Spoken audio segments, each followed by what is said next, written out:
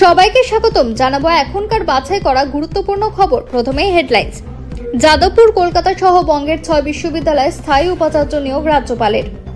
প্রাথমিকে 32,000 চাকরির নিয়োগ দুর্নীতিতে জড়িত অভিষেক, রাজ্যকে প্রশ্ন হাইকোর্টের। বৃহস্পতিবার বেলা 12টার মধ্যে নিয়োগপত্র না নিলেই সাসপেন্ড, বিএলওদের কড়া বার্তা কমিশনের। এনআরসি আতঙ্কে আত্মহত্যা, কাটা আঙুল, ফ্রি পাস, সুইসাইড নোট নিয়ে প্রশ্ন বিজেপির, মৃতের বাড়িতে অভিষেক, তরজা তুঙ্গে। শুক্রবারও বৃষ্টির পূর্বাভাস, সঙ্গে ছাতা রাখবেন কোন কোন জেলার বাসিন্দারা। ভোটার তালিকায় সমস্যা, এক ফোনে পাবেন বিএলওকে, চালু হেল্পলাইন।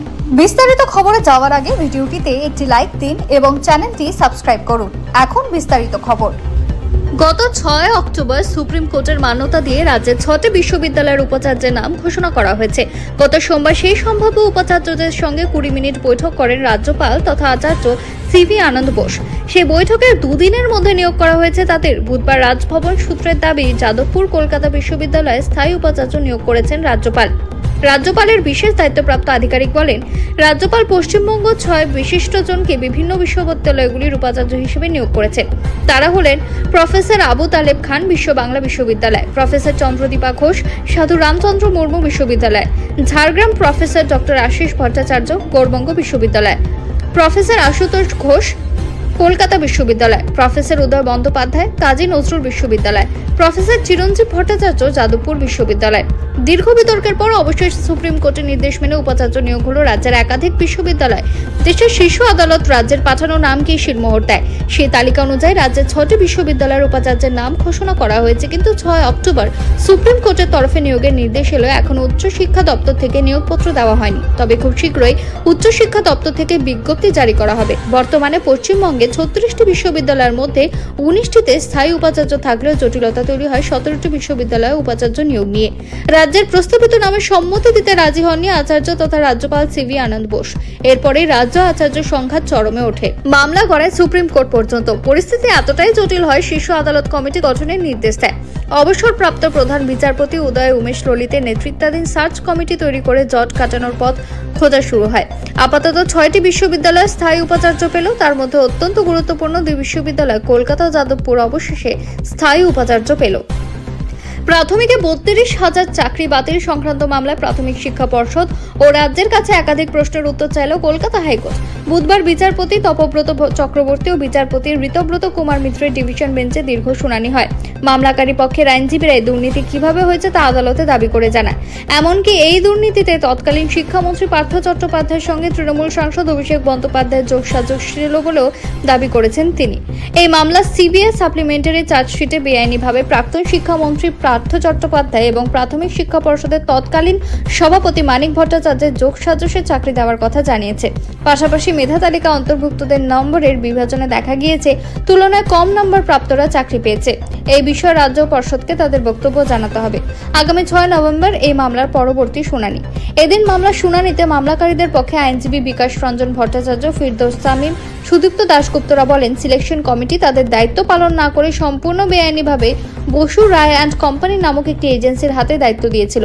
কিন্তু আইন অনুযায়ী রাজ্যের অনুমতি ছাড়া কোনো এজেন্সিকে এভাবে নিযুক্ত করা যায় না। এজেন্সি নিয়োগের কোনো চিঠিও খুঁজে পাওয়া যায়নি। 2017 সাল থেকে নিয়োগের প্রক্রিয়া চলছে। বিএলও অর্থাৎ বুথ লেভেল অফিসারদের উপর নির্ভর করছে রাজ্যে শুরু হওয়া বিশেষ রিভিউ ভোটার তালিকা সংশোধনের কাজ কতটা সুষ্ঠুভাবে সম্পন্ন হবে। এবার একেবারে নিচু স্তরের এই অফিসারদের বিরুদ্ধে আরো কড়া মনোভাব নিল নির্বাচন কমিশন। বৃহস্পতিবারের মধ্যে দায়িত্বভার গ্রহণ না করলে বিএলওদের বিরুদ্ধে কড়া পদক্ষেপের ইঙ্গিত দিল কমিশন। দুপুর 12টার মধ্যে যারা বিএলও হিসেবে দায়িত্ব গ্রহণ করবেন না তাদের বিরুদ্ধে কঠোর প্রশাসনিক ব্যবস্থা গ্রহণ করা হতে পারে। এমন কর্মীদের ক্ষেত্রে সাসপেন্ড করার ভাবনা চলছে। কমিশনের এক আধিকারিকের কথায়, ব্লক লেভেল অফিসারদের দায়িত্ব ভোটার তালিকার ভিত্তি মজবুত করা। দায়িত্ব না নিলে সমগ্র প্রক্রিয়ায় ব্যাহত হয়। কমিশন সূত্রে আরো খবর, প্রতিটি জেলা প্রশাসনকে নির্দেশ পাঠানো হয়েছে আগামীকাল দুপুরের মধ্যে যদি কেউ কাজে যোগ না দেন তবে তাদের নামের তালিকা কমিশনে পাঠাতে হবে। এরপরে শুরু হবে শাস্তিমূলক ব্যবস্থা নেওয়ার প্রক্রিয়া। কমিশনের এক কর্তার কথায়, অনেক শিক্ষক নানা অজুহাত দেখাচ্ছেন, কিন্তু কমিশন এবার আর ছাড় দিতে রাজি নয়। নির্বাচন কমিশনের তরফে বার্তা স্পষ্ট, দায়িত্ব নিতেই হবে, নয়তো ফল ভোগ করতে হবে। বাংলার মুখ্য নির্বাচনী আধিকারিক মঙ্গলবারই জানিয়েছেন, আগামী 4 নভেম্বর থেকে বাড়ি বাড়ি গিয়ে কাজ শুরু করবে বিএলওরা। এনুমারেশন ফর্ম দেবেন তারা। অথচ সেই বিএলও নিয়ে সমস্যা তৈরি হয়েছে। জানা গিয়েছে রাজ্যের 80,000-এরও বেশি বুথে বিএলও নিয়োগ করা হবে। কিছু জায়গায় এখনো শূন্যপদ রয়েছে। তারই মাঝে বেশিরভাগ বিএলও নিয়োগপত্র নিতে না চাওয়ায় সমস্যা তৈরি হয়েছে। সে কারণে এবার ডেডলাইন বেঁধে দিল কমিশন।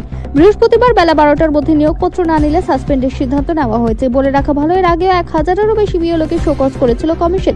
তবে এবার আরো কড়া নির্বাচন কমিশন। নিয়োগপত্র না নিলে নেওয়া হবে কঠোর ব্যবস্থা। এনআরসির ভয়ে আত্মঘাতী হয়েছেন প্রদীপ কর, তেমনই বলেছে তার সুইসাইড নোট। কিন্তু সেই লিখিত বয়ানে তর্জা বেঁধেছে তৃণমূল বিজেপির মধ্যে।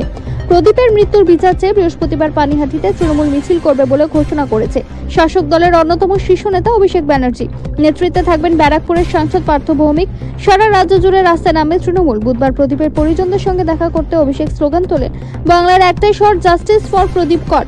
অভিষেকের ঘোষণার পরই পানিহাটিতে আগামী মঙ্গলবার মিছিল করার কথা ঘোষণা করেছেন বিজেপির নেতা শুভেন্দু অধিকারী। তৃণমূলের মিথ্যাচারের বিরুদ্ধে মিছিল করা হবে বলে জানিয়েছেন বিরোধী দলনেতা। কিন্তু তার আগে প্রদীপের মৃত্যু এবং তার দেহের পাশ থেকে উদ্ধার করা সুইসাইড নোট নিয়ে তুমুল বচসা শুরু হয়েছে যুযুধান দুই শিবিরে। বিজেপি প্রশ্ন তুলেছে, প্রদীপকে আদেও লিখতে সক্ষম ছিলেন? এর কারণ মৃত প্রদীপের পরিবারের কয়েকজন সদস্যের মন্তব্য। যে মন্তব্যে বলা হয়েছে প্রদীপ তৃতীয় শ্রেণী পর্যন্ত পড়াশোনা করেছিলেন। দ্বিতীয়ত, তার ডান হাতের 4টি আঙ্গুল পুরোপুরি নেই। প্রদীপ বাঁ হাতে লিখতেন, এমন কোনো তথ্য মেলেনি। সেই সূত্রে প্রদীপের দেহের পাশ থেকে উদ্ধার করা সুইসাইড নোটের বৈধতা নিয়ে প্রশ্ন তুলেছে রাজ্যের প্রধান বিরোধী দল। বুধবার তাদের স্থানীয় নেতৃত্ব মৃত্যুর ঘটনায় সিবিআই তদন্তের দাবি করেছেন। বিজেপির নেতা তথা কেন্দ্রীয় মন্ত্রী সুকান্ত মজুমদার বলেছেন, তদন্ত হওয়া উচিত। সুইসাইড নোটটি কে লিখেছে তাও জানা প্রয়োজন। সুকান্ত আত্মহত্যার দায় তৃণমূলের ওপরেই চাপিয়ে দিয়েছেন। তার যুক্তি, এনআরসি তো চালুই হয়নি। এনআরসি নিয়ে মানুষকে ভয় দেখিয়েছেন মমতা ব্যানার্জিরা, তাই তাদের। বুধবার ল্যান্ডফল করেছে ঘূর্ণিঝড় মান্থা, তারপরে দুর্বল হয়ে পরিণত হয়েছে গভীর নিম্নচাপে।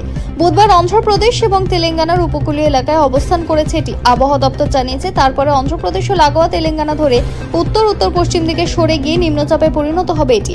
বাংলা থেকে অনেকটা দূরে থাকলেও পশ্চিমবঙ্গেও দুর্যোগের প্রভাব থাকবে বলে জানিয়েছে আলিপুর আবহাওয়া দপ্তর। আলিপুর আবহাওয়া দপ্তর জানিয়েছে বৃহস্পতিবার দক্ষিণবঙ্গের একাধিক জেলায় হালকা থেকে মাঝারি বৃষ্টি হতে পারে। বীরভূম, মুর্শিদাবাদ, পশ্চিম বর্ধমান এবং পুরুলিয়ায় কিছু এলাকায় অল্প থেকে ভারী বৃষ্টির পূর্বাভাস রয়েছে। দক্ষিণবঙ্গের কিছু কিছু জায়গায় ঝোড়ো হাওয়া এবং বজ্রবিদ্যুতের পূর্বাভাসও রয়েছে। উত্তরবঙ্গে একাধিক জায়গায় বৃষ্টির পূর্বাভাস রয়েছে। দার্জিলিং, কালিম্পং, জলপাইগুড়ি, কোচবিহার ও আলিপুরদুয়ারের কিছু কিছু এলাকায় ভারী থেকে অতি ভারী বৃষ্টির পূর্বাভাস রয়েছে। উত্তর ও দক্ষিণ দিনাজপুর ও মালদার বেশ কিছু এলাকায় অল্প বিস্তর বৃষ্টি হলেও হতে পারে।